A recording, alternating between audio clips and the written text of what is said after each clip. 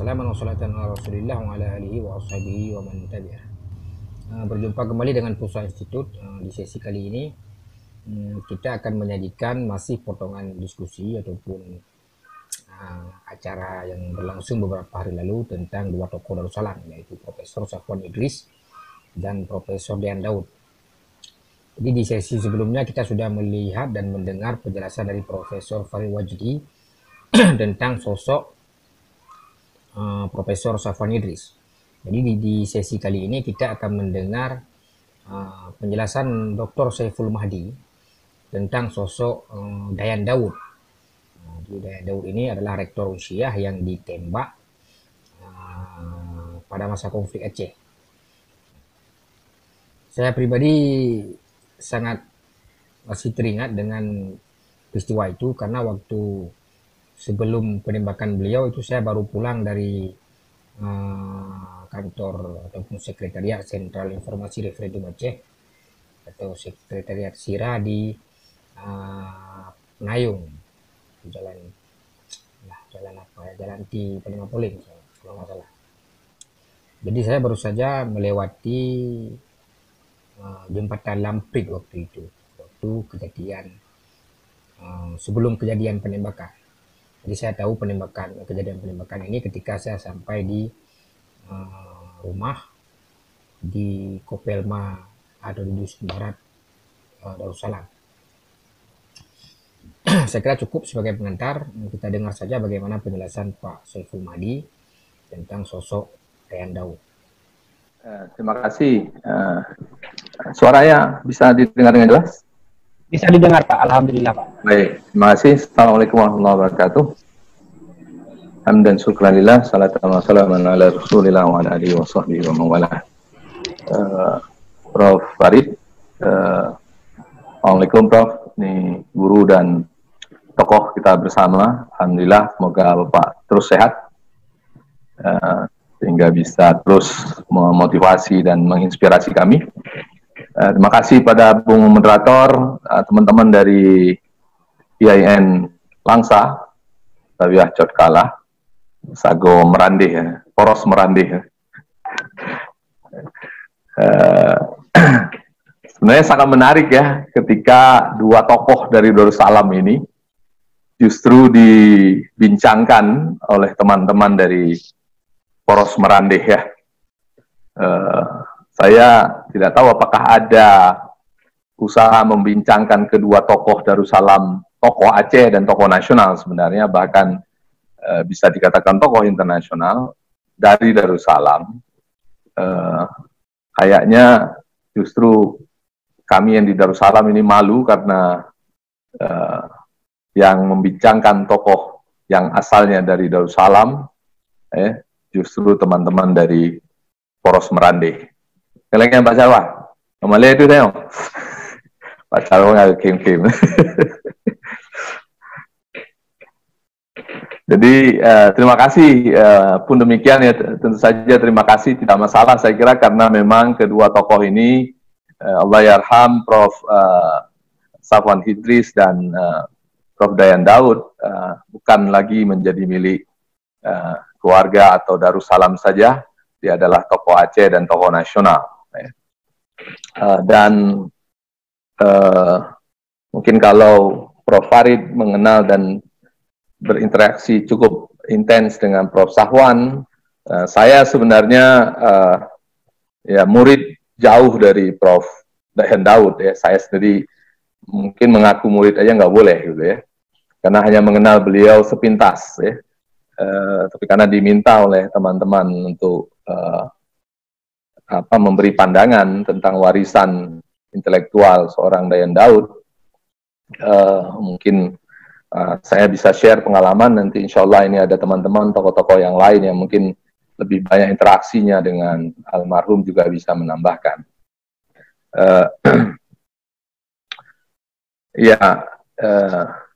Jadi September ini memang bulan yang penuh dengan kejadian-kejadian besar ya. Jadi Prof. Safwan Idris syahid di 16 September tahun 2000, Prof. Dayan Daud syahid di 6 September tahun 2001. Jadi bulan September, ya mungkin kawan-kawan juga yang mengamati, Cak Munir juga syahid di bulan September, dan banyak sekali kejadian-kejadian besar terjadi di bulan September, sehingga kawan-kawan ada yang menganggapnya ini bulan September ini sebagai Black September katanya. Tidak untuk menyandingkan diri dengan kedua tokoh atau banyak tokoh besar yang syahid di bulan September. Kebetulan kawan-kawan yang mengikuti kasus saya itu, saya jadi tersangka juga tanggal 2 September. Malah lebih ironis lagi karena itu tanggal Hardikda, tanggal lahirnya Popelma Darussalam. Menjadi tersangka di 2 September.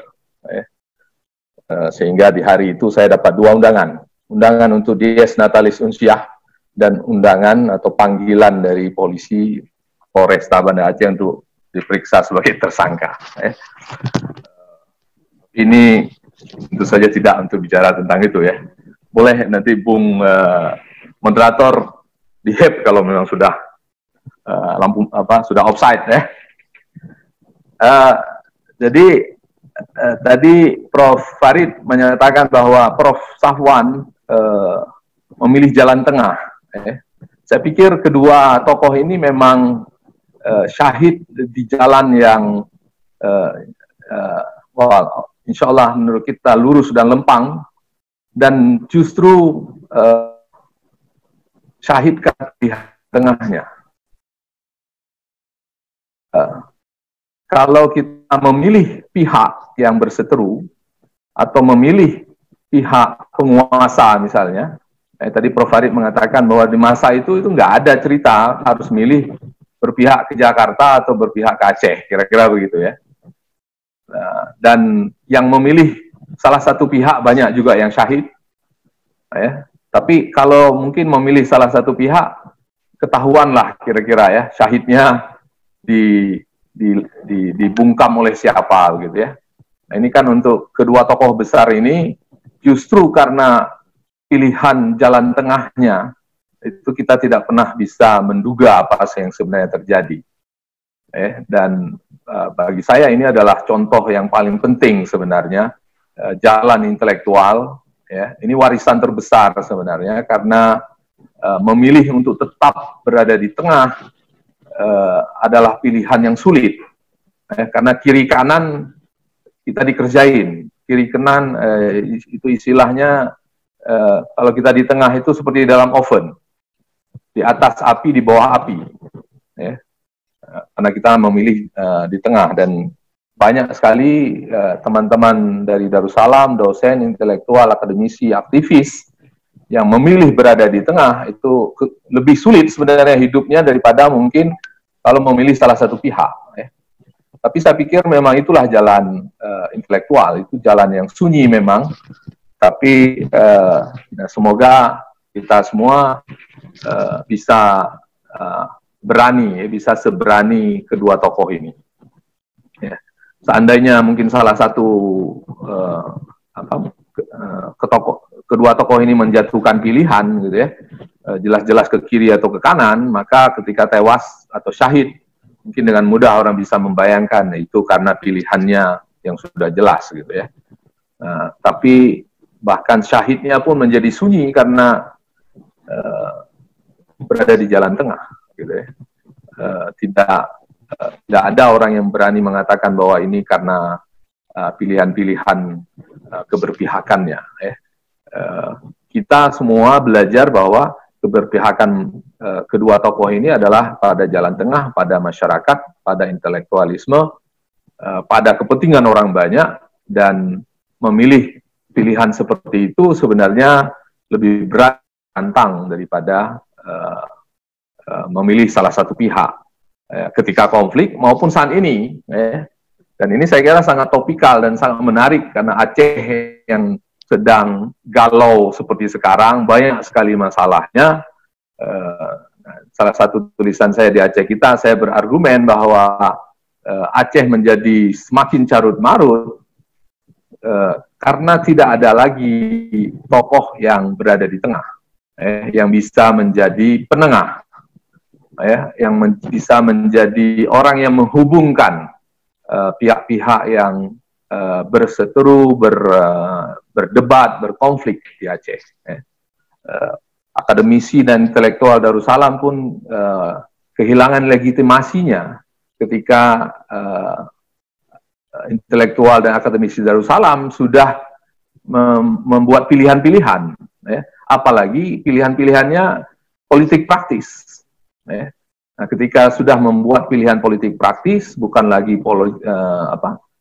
politik berbasis nilai, nilai-nilai agung, nilai-nilai yang luhur, maka seperti yang kita alami sekarang, Darussalam saya kira sedang mengalami delegitimasi yang luar biasa, ya, sehingga masyarakat tidak pun bertanya lagi pada tokoh-tokoh Darussalam. Ya.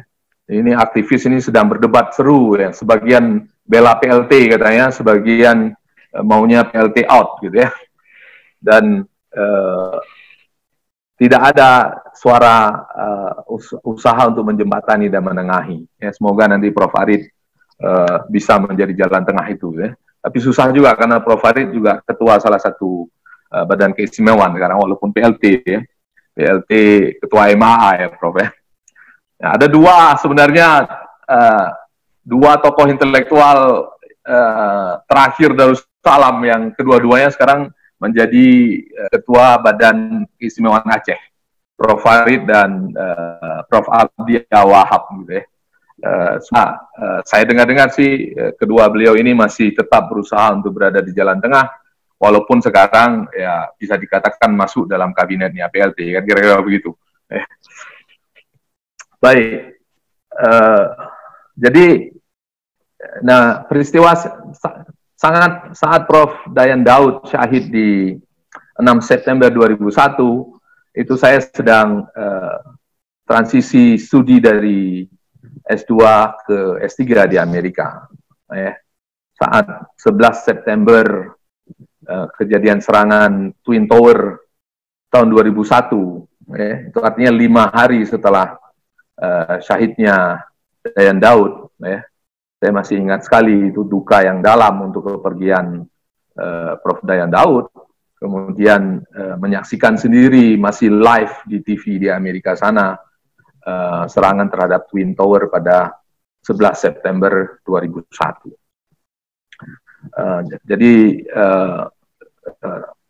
saya tidak sedang berada di Aceh, tapi tentu saja tokoh Dayan Daud saya pertama sekali kenal ketika terpilih menjadi salah satu calon dosen unsiah untuk disekolahkan, dicangkokkan istilahnya ke ITS di Surabaya. Jadi ini salah satu program yang menurut kami, bukan karena saya sedang menjadi salah satu penerima manfaat program itu, tapi begitulah almarhum Profesor Abdullah Ali itu sudah merintis program. Jadi para pemimpin di masa lalu itu kelihatan sekali visionernya ketika mau mendirikan fakultas teknik, jurusan-jurusan teknik di Unsiah yang belum ada jurusannya, fakultas MIPA yang belum lahir, itu sebelum mendirikan fakultasnya disiapkan dulu orangnya. Di sejak tahun 80-an dengan dukungan dari PT Arun, itu ada sebagian calon dosen unsiah yang dicangkokkan di ITS. Nah, khusus tahun 87, karena itu untuk persiapan dosen MIPA dan menjadi orang MIPA itu waktu itu sangat tidak keren, itu nyaris tidak ada pelamarnya. Nah, saya sebagai anak rakyat jelata, keluarga sangat sederhana orang miskin, dapat kesempatan sekolah ke Surabaya, ya saya melamar.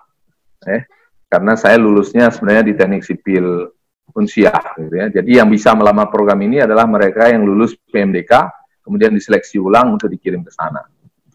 Itu diawali oleh ketika rektornya masih almarhum Prof. Abdullah Ali, yang kemudian digantikan oleh Prof. Ali Basya Amin, almarhum Profesor Ali Basya Amin.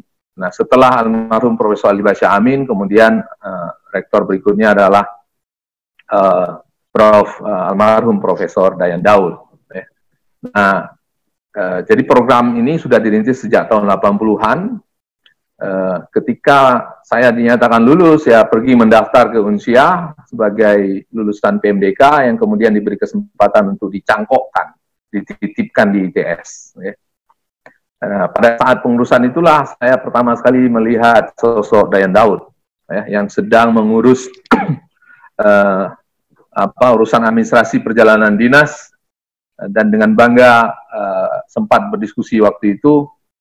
Beliau menunjukkan tiket perjalanan beliau untuk ikut konferensi ke luar negeri, dan beliau secara sepintas diskusi, maksudnya sebenarnya hanya sekedar menyampaikan, sekedar berbincang sepintas lalu. Beliau tahu bahwa saya akan berangkat ke Surabaya.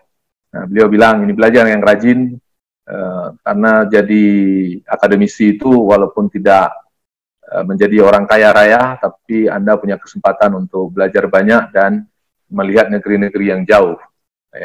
Nah, beliau menunjukkan ini, saya sudah dapat tiket, semuanya gratis untuk ikut konferensi di luar negeri, gitu. Waktu itu kira-kira cara beliau memotivasi kami.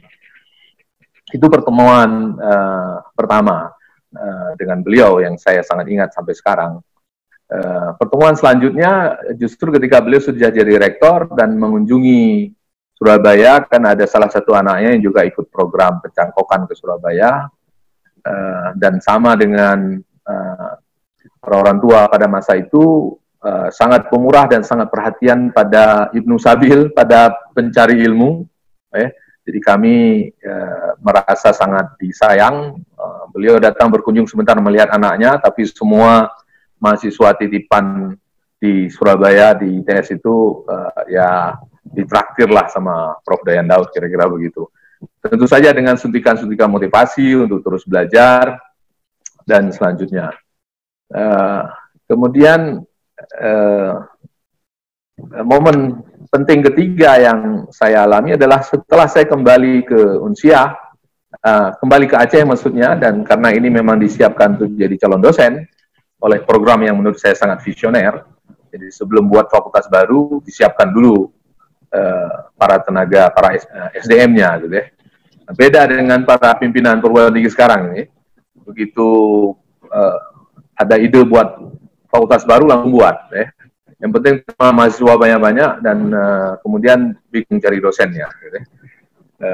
Dan setelah kembali ke Unsia, saya ingat kemudian ada kejadian di awal masa-masa beliau menjadi rektor, tiba-tiba kami dihubungi oleh salah satu jurnalis senior di Aceh, karena katanya dapat perintah dari Rektor Dayan Daud untuk menghidupkan kembali Warta Unsia.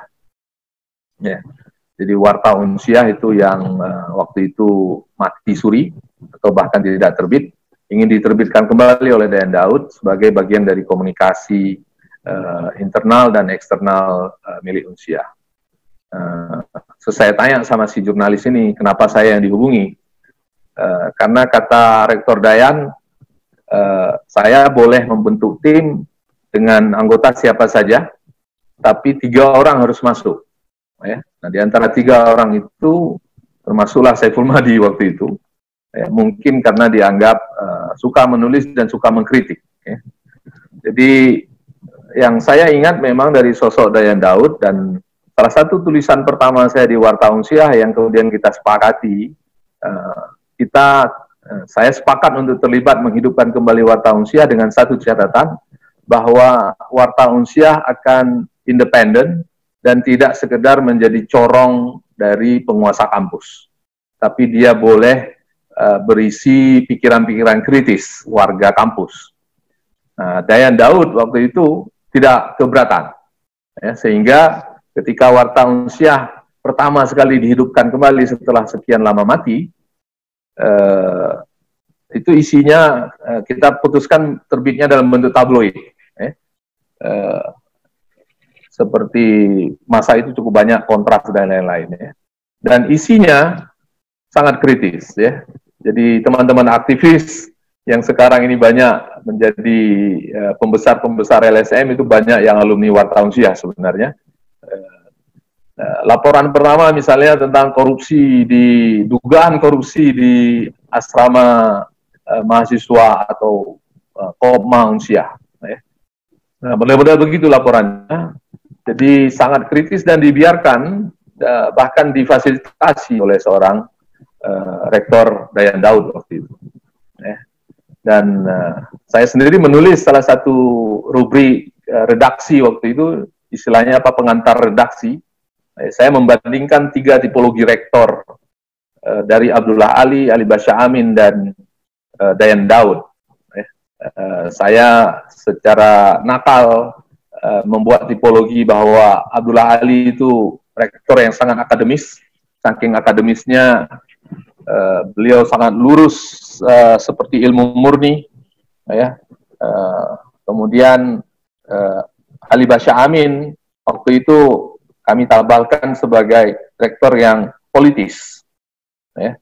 Nah, sementara Dayan Daud kami menganggap ini rektor bisnis, karena waktu itu pertama sekali Unsiah mengajak perbankan misalnya kasih pinjam gedung dan tanah untuk buat kantor di dalam kampus. Itu dimulai di masa Dayan Daud, ya.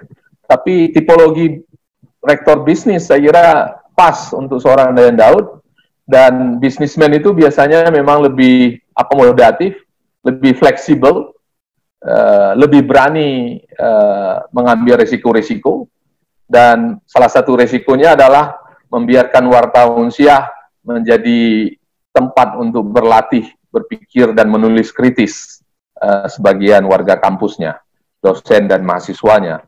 Dan alumni Wartawan Siah itu cukup banyak sekarang yang menjadi aktivis, akademisi, intelektual, termasuk di Darussalam, di kedua kampus, di IAIN maupun juga di dunia CSO. Ya. Itu yang saya ingat salah satu warisan atau gaya kepemimpinan seorang Dayan Daud. Ya. Jadi 3 orang yang diminta pada jurnalis itu harus dilibatkan untuk menghidupkan kembali Wartawan Siah. Jadi istilahnya sama jurnalis senior itu, Dayan Daud berpesan, Anda boleh buat tim untuk menghidupkan Wartawan Siah, boleh melibatkan siapa saja, tapi 3 orang ini wajib dilibatkan, harus diundang, termasuklah Saiful Mahdi di situ. Yang kalau kita lihat 3 orang ini waktu itu adalah dosen-dosen muda yang kritis. Jadi begitu cara seorang Rektor Dayan Daud memfasilitasi atau bahkan merangkul mereka-mereka yang kritis. Ya. Saya kira Prof. Farid ketika menjadi rektor juga ada gaya seperti itu. Ya. Yang kritis bukan dimusuhi, tapi diajak berdebat, bila perlu diajak berantem, tapi tetap dianggap sebagai teman, sebagai kolega, sebagai sesama akademisi.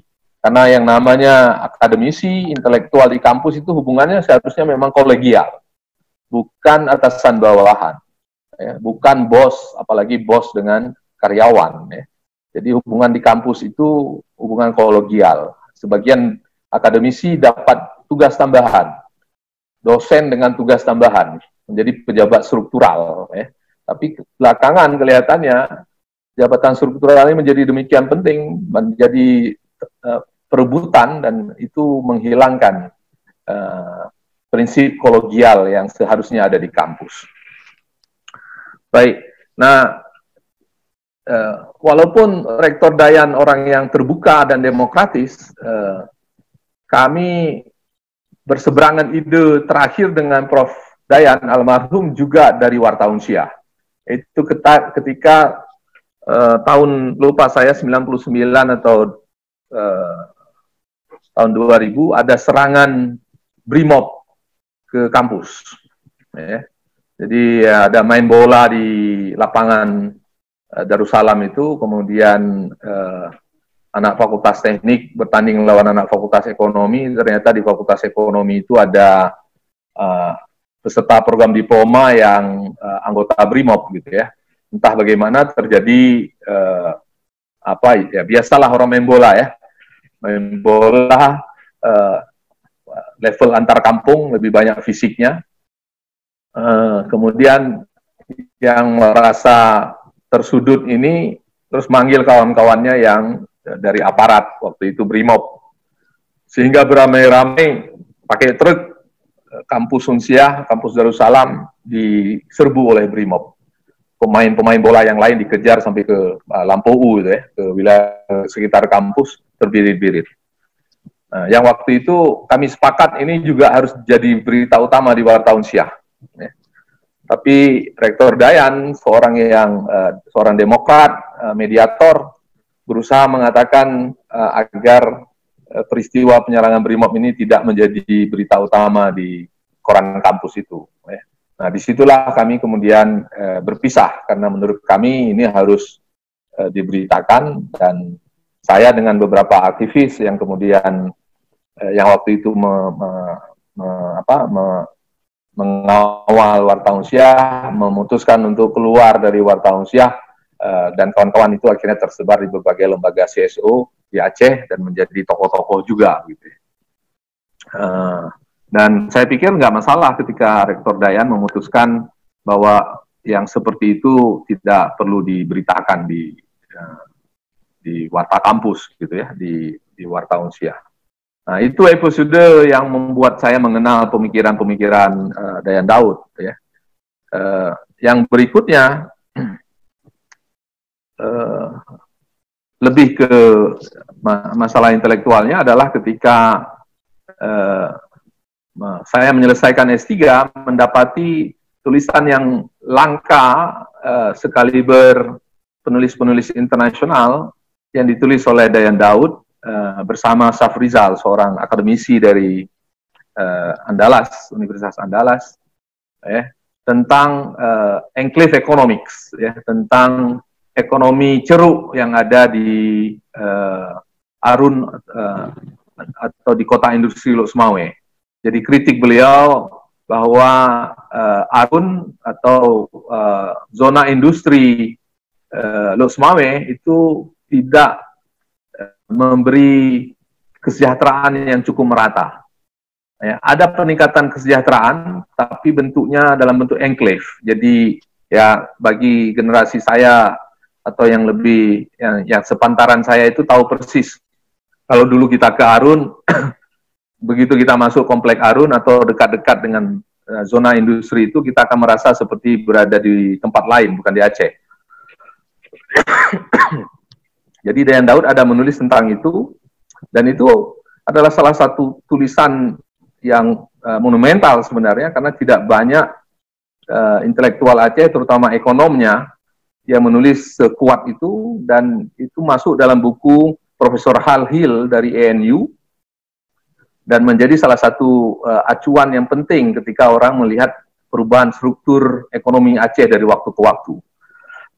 Nah, karena saya menulis tentang pengembangan pengelolaan atau manajemen sumber daya alam Aceh, saya membaca karya beliau, dan sayangnya memang tidak ada tulisan sekelas dan sejenis itu dari ekonom atau ahli pembangunan lainnya yang ada di Aceh sampai pada saat itu. Ya. Mungkin juga tidak begitu banyak sampai sekarang. Ya. Tapi pemikiran beliau itu cukup kritis, mempertanyakan bagaimana dampak dari zona industri yang meningkatkan kesejahteraan tapi dalam ceruk atau dalam enclave terbatas, dalam wilayah yang sangat terbatas tapi tidak cukup meluas ke seluruh Aceh. Saya tidak tahu apakah itu termasuk satu momen penting dalam sejarah yang menunjukkan daya kritisnya, tapi yang jelas seperti Prof. Safwan juga, Prof. Dayan Daud juga ikut berbagai organisasi, termasuk keduanya mungkin pernah juga kita lihat dalam foto dengan jas warna kuning karena dikuningkan oleh penguasa waktu itu. Kemudian kita juga mendengar dan membahas bagaimana Dayan Daud menjadi salah satu peserta Lemhanas terbaik dari sisi sipil, dengan tulisannya tentang hotspot, tentang wilayah-wilayah paling panas dalam masa konflik Aceh dan bagaimana rekomendasi beliau untuk mengatasi masalah Aceh. Apakah itu dan daya kritis beliau yang menyebabkan beliau syahid karena tidak disukai oleh pemegang kepentingan atau otoritas tertentu, wallahu a'lam. Tapi yang jelas kedua Allahyarham ini cirinya sama, yaitu justru mereka menjadi agung dan abadi insya Allah karena tetap berada di jalan tengah, tetap membela kepentingan yang lebih besar, dan karena itu legitimasi mereka harus dirontokkan, harus dibunuh, dan karena itulah dibunuhnya dua rektor itu pada bulan September berselang setahun, itu seolah-olah pesannya jelas. Rektor aja kami habisi, jadi intelektual yang masih cemen-cemen, masih culun-culun seperti kalian ini yang nggak punya pangkat, nggak punya kedudukan apa-apa, nggak usahlah kritis-kritis sekali, kira-kira begitu. Dan saya melihat pesan itu kayaknya sampai sekarang itu masih lestari. Ketika kedua rektor sebagai simbol daya kritis, simbol independensi, simbol jalan tengah, simbol Angkatan Darussalam, Poros Darussalam yang berjuang untuk kepentingan Aceh, kepentingan orang banyak, dimatikan, dibunuh, itu pesannya saya kira menghantui kita sampai sekarang. Kebanyakan intelektual dan akademisi sekarang memilih berdiam diri, ya jalan tengah juga, tapi jalan tengahnya dengan diam. Nah, sehingga ketika rakyat bingung seperti sekarang ini, tidak pun lagi rakyat bertanya ke Darussalam. Tidak ada lagi tokoh-tokoh yang menengahi. Nah, semoga Prof. Farid dengan Prof. Abdi yang ada di pemerintahan Aceh juga tidak kehilangan independensinya, walaupun menjadi ketua dua badan keistimewaan. Prof. Farid sebagai PLT, ketua Majelis Adat Aceh, kemudian Prof. Abdi sebagai Ketua MPD, Majelis Pendidikan Aceh. Ini dua lembaga keistimewaan yang tidak bisa implementatif, tidak bisa aksi, hanya bisa memberi nasihat.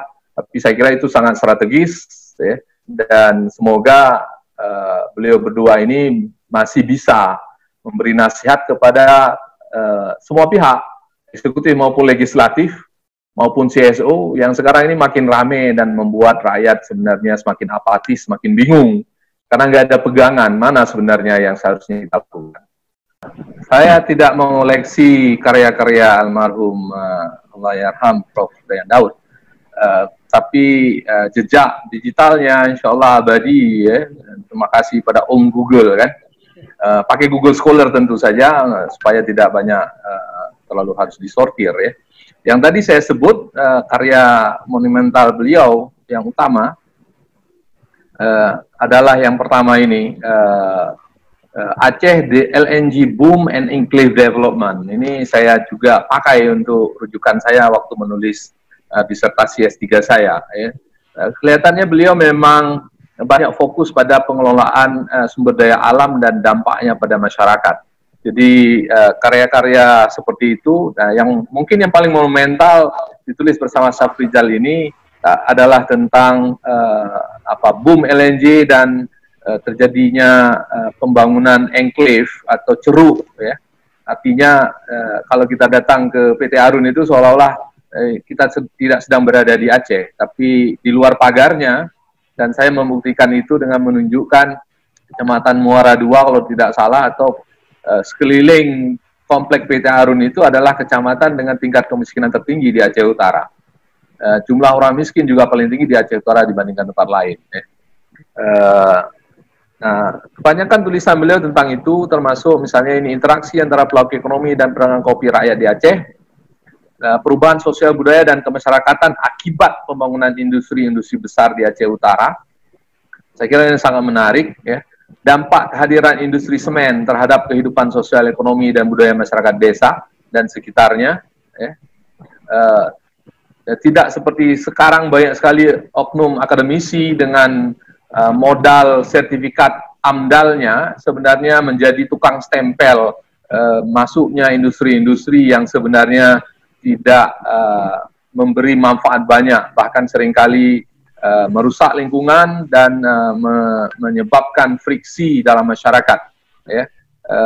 Karena kapitalisme itu dalam idenya itu memang mengandung fenomena atau apa istilahnya, race to the bottom, ya, perlombaan menuju kehancuran, ya. sistem kapitalisme yang yang kebablasan, ya. Walaupun dalam Islam sebenarnya juga ada diakui kepemilikan individual, ya, tapi kapitalisme yang kebablasan itu tidak lebih dari perlombaan menuju kehancuran, ya. Contohnya kalau di kampus sekarang ya lomba-lomba menambah jumlah mahasiswa, walaupun sebenarnya prodinya tidak siap, fakultasnya tidak siap, bahkan universitasnya tidak siap. Kenapa? Ya, karena untuk menyiapkan fasilitas perlu dana, untuk meningkatkan dana perlu mahasiswa diterima lebih banyak, kan itu selalu argumennya. Nanti ketika mahasiswa tambah banyak, kalau ini mungkin karena itulah ada teguran Allah nih lewat COVID ini, ya. Kampus Darussalam itu sebenarnya daya dukungnya sudah semakin buruk, ya, macet dan kebisingannya luar biasa. Masalah sosialnya juga cukup banyak, ya. Nah, saya minta maaf pada teman saya Dr. Safrul Muluk, ya. Jadi saya tidak menyinggung kebijakan pembukaan fakultas yang tiba-tiba dilakukan oleh Prof. Farid karena sudah menjadi UIN. Tidak demikian, ya. Saya kira salah satu strategi besar Prof. Farid juga saya harus akui yang luar biasa adalah beliau rektor yang memanen banyak sekali anak muda Aceh yang baru pulang S2, S3 dalam dan luar negeri, salah satu mungkin dalam tanda petik berkah rehab rekon setelah tsunami. Jadi SDM-nya luar biasa dan Prof. Farid saya dengar pernah mengatakan pada saya sekali, beliau sampai rui bule-bule kayaknya ketika melihat ijazah anak S2, S3 dari berbagai wilayah, berbagai bangsa, berbagai negara pulang, ya. Jadi mungkin pendirian fakultas baru di UIN sangat terbantu dengan pulangnya anak-anak Aceh yang sekolah ini. Yang saya maksudkan adalah seringkali fakultas, prodi, dan universitas baru didirikan tanpa perencanaan yang cukup visioner. Jadi saya tidak bermaksud menyinggung tadi apa yang disampaikan oleh oleh Dr. Safrul Muluk, gitu, ya. Tapi ini ada kejadian di tempat lain lah, bukan di UIN, gitu, ya. Jadi tulisan-tulisan beliau sepertinya sangat menyangkut dengan itu, ya, menyangkut tentang SDM dan kesejahteraan masyarakat, ya, bisa ditelusuri. Apa yang akan dilakukan beliau? Mungkin seperti kata Prof. Farid tadi, ini saya dapat foto ini dari sebuah akun Instagram. Ini foto yang sangat mewakili saya kira apa yang disampaikan oleh Prof. Farid dan kita semua yang sedang berbicara di sini. Di tengah itu adalah Allahyarham Prof. Ali Hashmi, sebelah kanan beliau Prof. Dayan Daud, sebelah kiri beliau adalah Prof. Safwan Idris, ya. Nah, paling kanan itu Prof. Abdi Awahab.